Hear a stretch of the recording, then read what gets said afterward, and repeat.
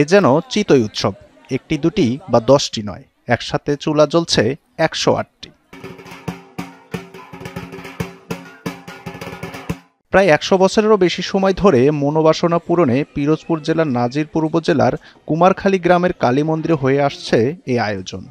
এখানে কালী পূজা উপলক্ষে এই মাঘ মাসের এই অমাবস্যা তিথিতে এই 108টা চুলায় পিঠা ভাজা হয়। অনেক জেলার থেকে এখানে লোকজন আসে। এই যে আমার ওসিলায় মধুখালীর থেকে মাঝে কিছু লোকজন আসছে, এসে মার এখানে দেখা গেছে।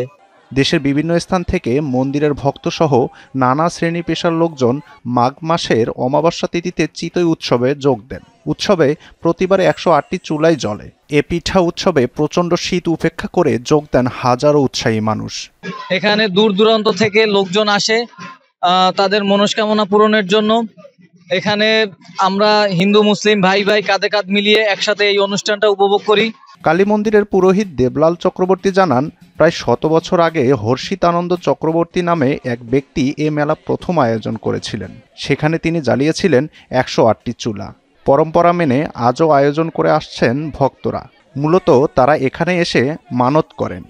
এখানে মূলত 1340 সালে স্বপ্নাদেশে আমার জ্যাঠা হরসিদ্ধ ঠাকুর উনি এই আশ্রম প্রতিষ্ঠা করে। ওনার কাছে মা পিঠা খেতে চায়, এবং সেটা চিতই পিঠা যেটা বলি আমরা সহজ বাংলায়। প্রতি বছর পৌষ সংক্রান্তির পরে মাঘ মাসে যে অমাবস্যা পড়ে, এই অমাবস্যার দিন এই পিঠাটা অনুষ্ঠান করা হয়। ভক্তরা জানান, বিশেষ করে নারীরা এই আয়োজনে বেশি মানত করেন। বিজ্ঞানসম্মত না হলেও অনেকেই বিশ্বাস করেন নিঃসন্তান নারীরা এখানে এসে চাইলেই লাভ করেন সন্তান। আসাদুজ্জামান ফিরোজ, যমুনা নিউজ।